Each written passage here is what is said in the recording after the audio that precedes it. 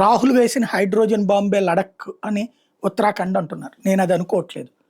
రాహుల్ గాంధీ వేసినటువంటిది రాహుల్ గాంధీ ముదిరే కాదని ఎవడూ చెప్పట్లేదు. లేకపోతే నిర్మోహమాటంగా ధైర్యంగా డీప్ స్టేట్ వాళ్ళతో ఓపెన్గా మీటింగ్లు అవుతున్నాడు. చైనాతో ఓపెన్గా కుదుర్చుకున్నాడు. భారతీయుల మీద అతనికి ఒక నమ్మకం. మనం ఎవడం పట్టించుకోము, అవన్నీ దేశద్రోహ చర్యలు అని ఎవరు అనుకోరులే. మన కులం ఉంటుంది, మన వర్గం ఉంటుంది, మన ప్రాంతం ఉంటుంది, మన భాష ఉంటుంది, మన అనుకునేవాడు అందరూ మనకు వస్తారు.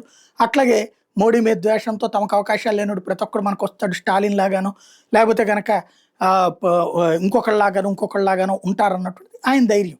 ఇప్పుడు బేసిక్ కాన్సెప్ట్ అలా రాహుల్ గాంధీ ధైర్యం వల్ల ఏంటంటే దేశంలో ఏదో ఒక గొడవ సృష్టించవచ్చు. మధ్యతరగతికి ఒక రకమైన సమస్య, లేకపోతే ఈశాన్య రాష్ట్రాలు ఒక్కొక్క సమస్య, స్థానికంగా ఉండే సమస్యలను ఎక్స్ప్లాయిట్ చేసి అక్కడున్న ప్రజలను రోడ్డు మీదకి తీసుకొచ్చి ఉద్యమాల బాట పట్టిస్తే. ఎందుకంటే ఓట్ చోర్ లాంటి వాటిని ఎవడూ పట్టించుకోవట్లేదు. లేకపోతే ఇంకోటి రాహుల్ గాంధీ దేశవ్యాప్తంగా అందరినీ ఒక్క పాయింట్ మీద తీసుకొద్దాం అనుకుంటే రైతుల ఉద్యమం పంజాబ్కి మాత్రమే పరిమితమైంది, జాట్ల ఉద్యమం రాజస్థాన్కి మాత్రమే పరిమితమైంది, అలాగే మరాఠీ ఉద్యమం మహారాష్ట్రకి పరిమితమైంది. అది కూడా 4 రోజులు పోతే చల్లబడిపోతుంది. అలా కాకుండా ఎక్కడికక్కడ గొడవలు సృష్టించడానికి ప్రిపేర్ అవుతున్నాడు.